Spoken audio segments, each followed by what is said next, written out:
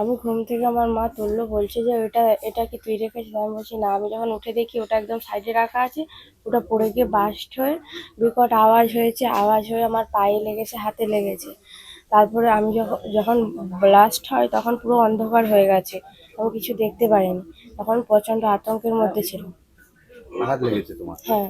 Harassment করার জন্য আমার স্বামী যথেষ্ট রাজনীতি করে এটা করার জন্য হয়তো দুষ্কৃতীরা মানে এরকম করেছে। তবু আমি শিওর হওয়ার জন্য আমার দুটো ছেলে মেয়ে যখন বাইরে মানে বাড়িতে খেলাধুলা করে ওরা অনেক সময় তুলে দেয় অনেক কিছু। ওই জন্য আমার ছেলেকে আমি ডাকলাম, আমি বলছি আব্বু তুমি কি এখানে কিছু তুলে রেখেছো? বলছে না গো মাম্মি, আমি তো এখানে কিছু তুলে রাখিনি। বলতো না আমার মেয়ে ঘুমিয়েছিল, আমার মেয়েকে ডেকে নিয়ে এসেছি। আমি বলছি মনি তুমি উঠে আসো তো, আর তুমি কি এই জানলাতে কিছু রেখেছো?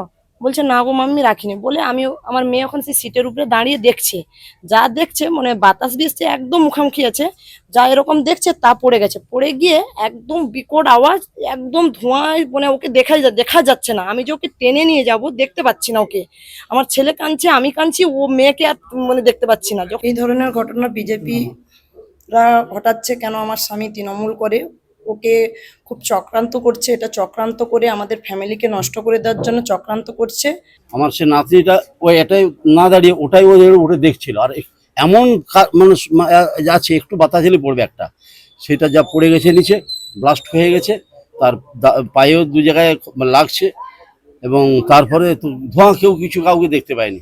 তারপর চিৎকার হাঙ্গাম, সেই সব পাড়া প্রতিবেশী সব এসছে। তারপর আমরা খবর, যে আমার অন্যান্য প্রতিবেশীরা খবর পেয়েছে। আমরা কারো দোষও দিতে পারিনি। এখন ব্যাপারটা রাজনৈতিক ঈর্ষা অনেকে থাকতে পারে, তবে পাশাপাশি কেউ করবে না আমার ধারণা, কারণ আমাদের সব ছিল।